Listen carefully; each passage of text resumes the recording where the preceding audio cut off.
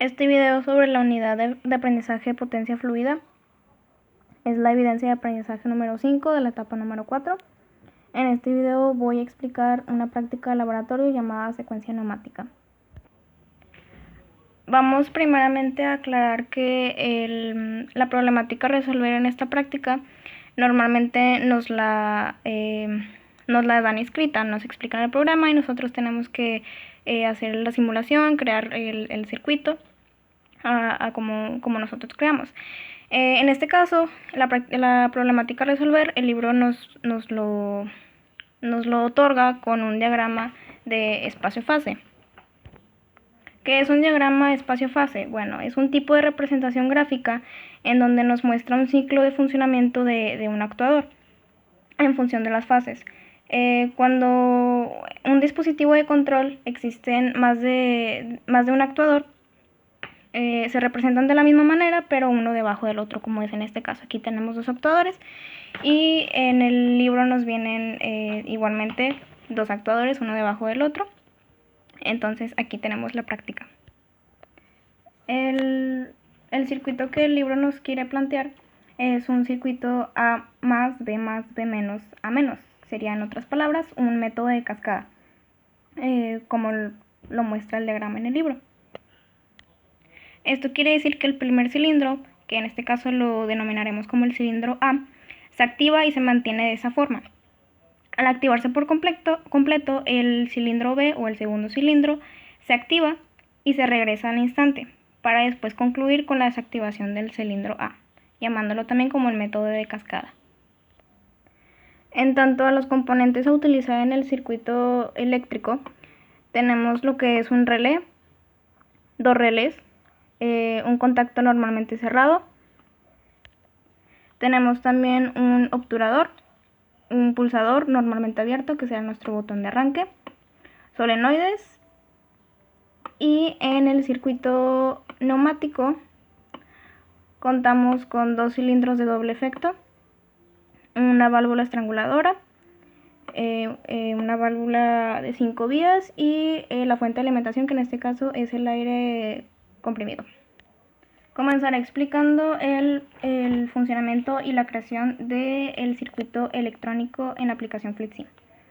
Comenzamos adjuntando un relé con el nombre CR1, aquí lo tenemos, en la línea negativa del circuito, seguido de un contacto normalmente cerrado, que en este caso lo llamaremos CR2. Después tenemos un obturador denominado A0, que en este caso será el inicio de arranque de nuestro cilindro. Y después tenemos un pulsador normalmente abierto, que será nuestro botón de arranque.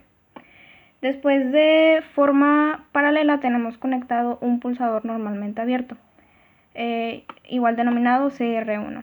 Este contacto está ligado a este relé. Esto quiere decir que si este relé está activo, este contacto se va a cerrar. ¿Para qué nos sirve un obturador? Bueno, el obturador nos sirve para retrasar la salida, hablando aquí en el circuito neumático. Ese es el obturador. Bueno, en el circuito neumático es la válvula estranguladora. En el circuito eléctrico funciona como un contactor normal. Después nos encontramos con un relé denominado CR2 y un obturador B1 que marca el fin de carrera del segundo cilindro o del cilindro B. Contamos también con 4 solenoides, aclarando que estos se van a dividir en dos. Dos de ellos van a ser los encargados de activar los cilindros y dos de ellos son los encargados en desactivar los cilindros. En este caso, el solenoide 1 y el solenoide 3 son los encargados de activar los cilindros. Y los solenoides 2 y solenoides 4 son los encargados de desactivar los cilindros, o más bien de volver a poner los cilindros en su posición original. Podemos observar que el solenoide 1 y solenoide 3 están unidos entre sí, seguidos de un obturador, y el solenoide 2 y el solenoide 4 están igualmente unidos entre sí, seguidos de un contactor normalmente cerrado. Hablando ya del funcionamiento, cuando nosotros energizamos el circuito, o pues en este caso cuando le ponemos el aire comprimido, el solenoide 2 y solenoide 4 son los que se activan, porque son los únicos que están en línea conectados de negativo a positivo. Las demás líneas que tenemos están abiertas, como podemos ver aquí.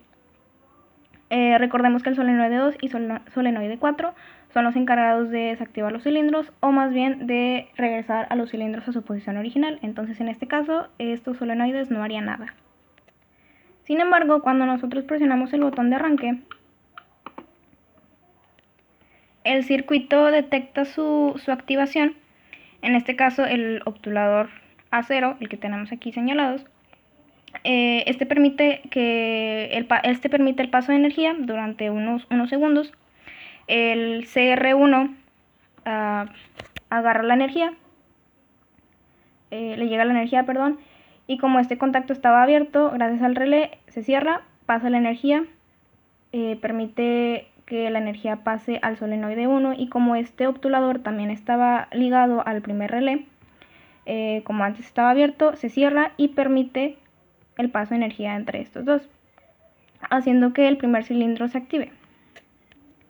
En el momento que el primer cilindro, llegue a su fin de carrera, en este caso A1, aquí en el circuito eléctrico tenemos que A1 está abierto.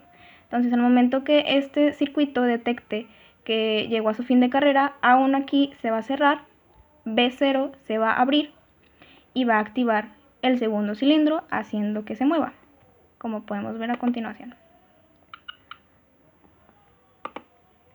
Aquí podemos ver que B0 se abre, y aquí pues es casi lo mismo. Cuando este cilindro llegue a B1, aquí tenemos B1, B1 se va a cerrar, pero aquí se va a cerrar por unos breves segundos.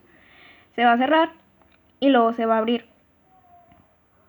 Se va a desactivar todo esto y solo va a quedar activo solenoide 4. Como es el relé CR1 no va a tener la energía, este contacto se va a cerrar y va a permitir el paso de energía, haciendo que el segundo cilindro se regrese inmediatamente, como podemos ver. Ya no hay paso de energía, solo el solenoide 4, este se regresa, y cuando el circuito detecte que el cilindro llegue a B0, B0 se va a cerrar y va a hacer que el primer cilindro se regrese y vuelva a su posición original.